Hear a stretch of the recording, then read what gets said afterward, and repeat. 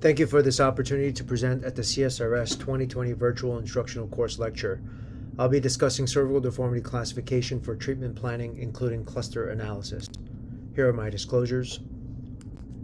Cervical deformity is clearly a debilitating condition. In previous work that has been done through the cervical section of the ISSG, we've established significant disability in these patients compared to the normal population.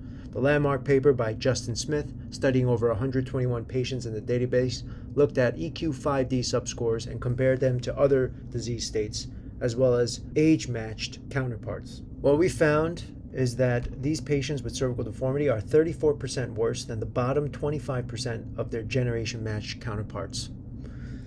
This was regardless of deformity type. In addition, when we compared adult cervical deformity to other disease states that are within the bottom quartile of all disease states and disability for patients, the most startling to see was that when compared to these disease states, the extent of disability imparted on patients due to cervical deformity is comparable to emphysema and blindness. Obviously, this is a condition we as spine surgeons should dedicate significant research and resources towards the assessment, diagnosis, and treatment, in addition to establishing a classification scheme that will unify us in communicating about these conditions. Currently, there are a number of cervical deformity classification schemes within the literature. One is the Ames ISSG classification, the Kohler CSRS classification, and a more updated version just released by the ISSG. The Ames classification is based on the deformity apex, followed by a set of modifiers that are determined on a scale of 0 to 2 for alignment, 0 to 3 for myelopathy, and a thoracolumbar deformity modifier based on the SRS Schwab classification. This classification scheme is extremely comprehensive and is based on static standing radiographs. The Kohler classification scheme is based upon global balance of the spine compared to the regional cervical alignment to designate type A, type B, as well as type C deformities. It too is based on static radiographs. The aim of our most recent efforts was to develop a classification scheme utilizing dynamic alignment parameters and therefore incorporating flexion extension images into the classification scheme in an aim to develop a treatment plan that would be based on the classification. This is analogous to how the Lenke classification system is based on not only standing radiographs but also left and right bending x-rays, which are important to develop the upper and lower instrumented vertebra based on these imaging characteristics. We also know that a classification scheme based on dynamic images are critical, especially as we think about the treatment plan that would be established based on these images. We already know that flexibility images are critical in treatment planning and often can alter the need for extensive osteotomies. For this reason, including radiographic dynamic images was thought to be an essential element of developing a classification scheme for cervical deformity.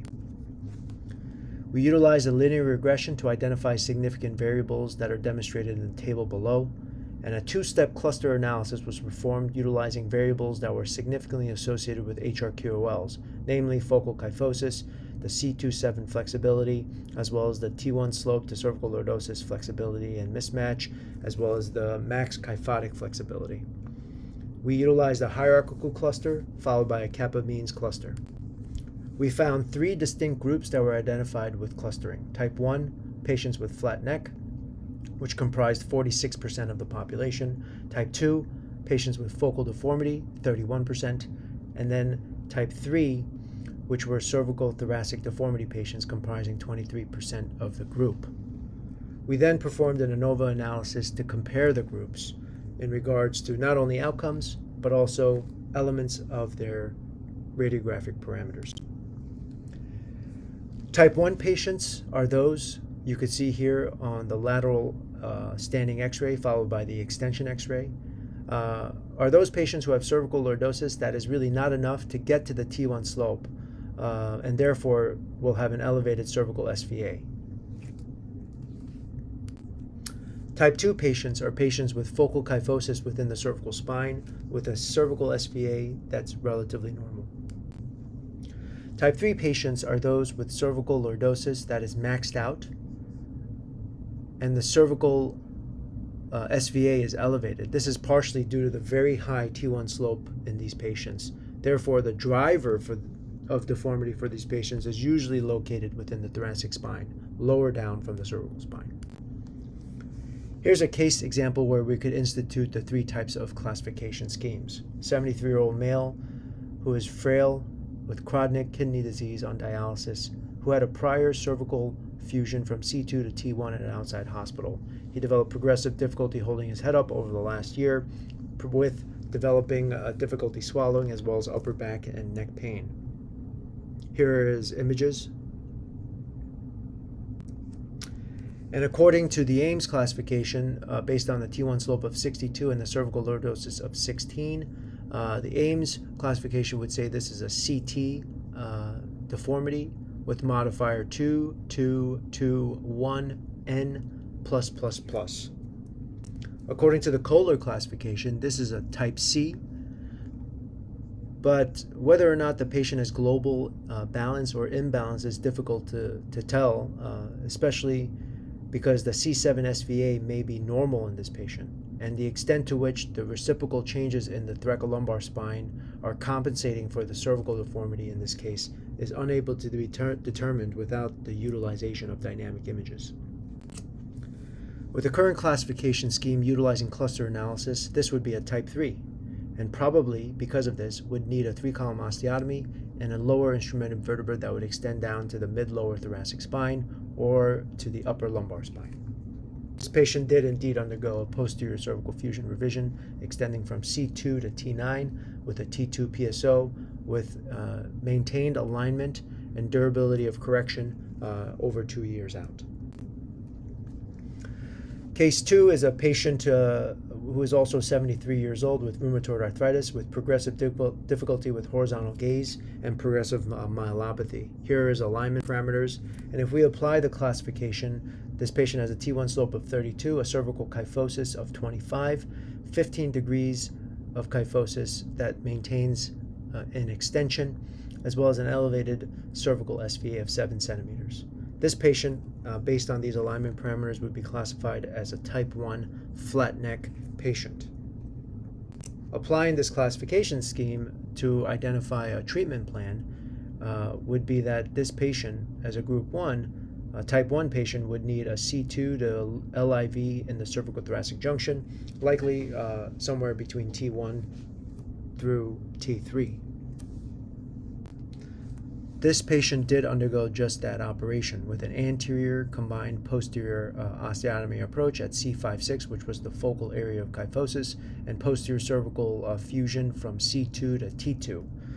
Preoperative alignment parameters underwent significant correction. You could see here with the cervical lordosis changing from 25 degrees of kyphosis to 17 degrees of lordosis, in addition to an improvement in the cervical SVA from 7 centimeters to 3.5 centimeters. In conclusion, we introduce a cervical deformity scheme based on cluster analysis utilizing alignment as well as apex location based on dynamic radiographs. This also allows us to propose surgical level selection as well as a strategy based on the type of deformity. What we found is that type 1 patients who have flat neck have cervical lordosis that is not enough to compensate for a given T1 slope, but ends up being relatively close on extension radiographs. These patients can usually undergo a C2 UIV to a lower instrumented vertebra, T1 to 3. Type 2 patients have focal deformities within the cervical spine and therefore have relative cervical lordosis to T1 slope match. For these reasons, this patient can usually undergo an operation that stays within the cervical spine. Type 3 patients are those with cervical thoracic deformity with extremely high T1 slopes and therefore will need some sort of an osteotomy within the thoracic spine in an attempt to restore the T1 slope to a more normal value. These patients will need 3-column osteotomies within the thoracic spine, a UIV, usually to C2, and a lower instrumental vertebra that extends into the mid-lower thoracic spine and sometimes into the upper lumbar spine. Thank you very much.